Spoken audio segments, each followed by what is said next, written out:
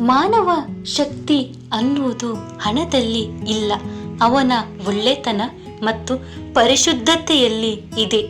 ಜೀವನದಲ್ಲಿ ನಿನಗೆ ಯಾವ ಅರ್ಹತೆ ಇದೆಯೋ ಅದುವೇ ನಿನಗೆ ಸಿಗುತ್ತದೆ. ಅದಕ್ಕಾಗಿ ಚಿಂತಿಸಬೇಡ. ನೀನು ಯಾವಾಗಲೂ ಒಬ್ಬಂಟಿಯಾಗನೆಂದು ಭಾವಿಸಬೇಡ. ನಿನ್ನ ಧೈರ್ಯವೇ ಜೀವನದಲ್ಲಿ ಮುಂದೆ ನಡೆಸುವ ಅತಿದೊಡ್ಡ ಆಯುಧ. ನೀನು ಮಾಡುವ ಕೆಲಸ ಚಿಕ್ಕದಾದರೂ ಮಾಡುವ ವಿಧಾನದಲ್ಲಿ ಶ್ರದ್ಧೆ ಇದ್ದರೆ ಒಳ್ಳೆ ಫಲಿತವೇ ಸಿಗುತ್ತದೆ. ಸಮಸ್ತ ಶಕ್ತಿ ನಿಮ್ಮಲ್ಲಿಯೇ ಇದೆ. ಅಸಮರ್ಥನೆಂದು ಭಾವಿಸಬೇಡ.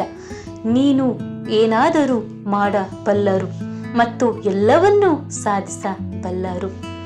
ವಿನಯವಿಲ್ಲದ ವಿದ್ಯೆ, ಉಪಯೋಗವಿಲ್ಲದ ಹಣ, ಶೌರ್ಯವಿಲ್ಲದ ಆಯುಧ, ಹಸಿವಿಲ್ಲದ ಭೋಜನ, ಹಾಗೆ ಪರೋಪಕಾರ ಮಾಡದ ಜೀವನ ವ್ಯರ್ಥವೇ ಸರಿ. ಆರಂಭದಲ್ಲಿ ಫಲಿತವಿಲ್ಲವೆಂದು ನಿರಾಶೆ ಪಡಬೇಡಿ. ಕ್ರಮವಾಗಿ ಅತ್ಯುನ್ನತವಾದ ಫಲಿತಗಳು ತಾವಾಗಿಯೇ ಬರುತ್ತವೆ. ಕೆಲವು ನೀನು ನಿರಂತರವಾಗಿ ಶ್ರಮಿಸಬೇಕಷ್ಟೆ.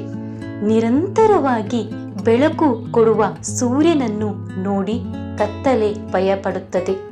ಹಾಗೆಯೇ ನಿರಂತರವಾಗಿ ಶ್ರಮಿಸುವ ನನ್ನು ನೋಡಿ ಸೋಲು ಕೂಡ ಭಯ ಪಡುತ್ತವೆ. ಪ್ರೇಮ, ಪ್ರಾಮಾಣಿಕತೆ ಮತ್ತು ಮನಸ್ಸಲ್ಲಿ ಪರಿಶುದ್ಧತೆ, ಈ ಮೂರು ಇರುವ ವ್ಯಕ್ತಿಯನ್ನು ಈ ಪ್ರಪಂಚದಲ್ಲಿ ಯಾರು ಸೋಲಿಸಲಾರರು. ಒಂದು ಒಳ್ಳೆಯ ಉದ್ದೇಶದಿಂದ ಮುನ್ನಡೆದರೆ ಇದೆಲ್ಲ ನಾಳೆ ಯಶಸ್ಸು ತಪ್ಪದೆ ದೊರಕುತ್ತದೆ. ಭಯಪಡಬೇಡ. ನೀನು ಎಷ್ಟು ಸಾರಿ ಸೋತರೂ ವೃತ್ತು ಚಿಂತಿಸಬೇಡ. ಕಾಲವು ಅನಂತವಾಗಿದೆ. ಸುಮ್ಮನೆ ಮುನ್ನುಗ್ಗು. ನಿಧಾನವಾಗಿ ನಿನ್ನ ಆತ್ಮಶಕ್ತಿಯನ್ನು ಒಗ್ಗೂಡಿಸು. ಖಂಡಿತವಾಗಿಯೂ ನಿನ್ನ ಜೀವನದಲ್ಲಿ ಬೆಳಕು ಮೂಡುತ್ತದೆ. ದಿನಕ್ಕೆ ಒಂದು ಬಾರಿಯಾದರೂ ನಿಮ್ಮೊಂದಿಗೆ ನೀವು ಮಾತನಾಡಿ. ಏಕೆಂದರೆ ನೀವು ಒಬ್ಬ ಅದ್ಭುತ ವ್ಯಕ್ತಿ. ಮಾತನಾಡುವುದು ಎಂದರೆ ನಿಮ್ಮೊಂದಿಗೆ ನೀವು ಮೌನವಾಗಿರುವುದು ಎಂದು, ಯೋಚನಾರಹಿತವಾಗಿರುವುದು ಎಂದು. ಆದ್ದರಿಂದ ನಿಮ್ಮಲ್ಲಿಯ ಆತ್ಮಶಕ್ತಿ ಜಾಗೃತವಾಗುತ್ತದೆ. ಇದೇ ಯಶಸ್ಸಿನ ರಹಸ್ಯ. ಸೋಲಿಲ್ಲದ ಜೀವನವೇ ಇಲ್ಲ. ಎಲ್ಲರೂ ಒಂದಲ್ಲ ಒಂದು ರೀತಿಯಲ್ಲಿ ಸೋತವರೇ. ಒಂದು ಕ್ಷಣದ ಸಹನೆ ಬೆಟ್ಟದಷ್ಟು ಅಪಾಯವನ್ನು ದೂರ ಮಾಡುತ್ತದೆ. ಅದೇ ಒಂದು ಕ್ಷಣದ ಅಸಹನೆ ಪೂರ್ತಿ ಜೀವನವನ್ನೇ ನಾಶ ಮಾಡುತ್ತದೆ. ಅದಕ್ಕಾಗಿ ಯಾವುದೇ ಸಂದರ್ಭದಲ್ಲೂ ಸಹನೆಯನ್ನು ಕಳೆದುಕೊಳ್ಳಬೇಡಿ.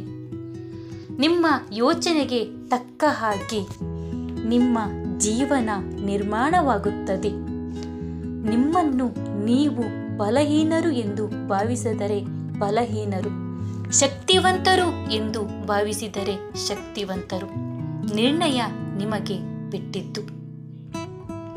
ಭಗವಂತನು ಯಾರ ಹಣೆಬರವನ್ನು ತಪ್ಪಾಗಿ ಬರೆಯುವುದಿಲ್ಲ. ಮನುಷ್ಯ ತನ್ನ ಆಲೋಚನಾ ವಿಧಾನ ಮತ್ತು ಜೀವನದಲ್ಲಿ ತೆಗೆದುಕೊಳ್ಳುವ ನಿರ್ಣಯಗಳಿಂದ ಸರಿ ತಪ್ಪುಗಳಾಗಬಹುದು.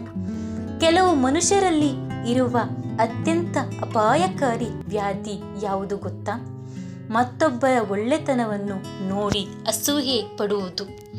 ಇವರಿಂದ ಜಾಗೃತರಾಗಿ ಇರಿ.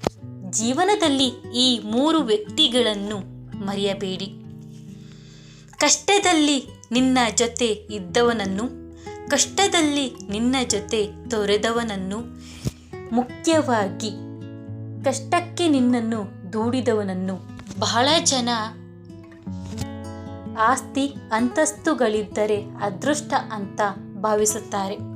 ಅಸಲಿಗೆ ಅದೃಷ್ಟ ಅಂದರೆ ಹೊಟ್ಟೆ ತುಂಬ ರುಚಿಯಾದ ಭೋಜನ ಸವಿಯುವುದು, ಕಣ್ತುಂಬ ಸಂಪಾದ ನಿದ್ರೆ ಮಾಡುವುದು ಮತ್ತು ಕಷ್ಟಪಟ್ಟು ಕೆಲಸ ಮಾಡೋ ಸಾಮರ್ಥ್ಯ ಇರುವವನನ್ನು.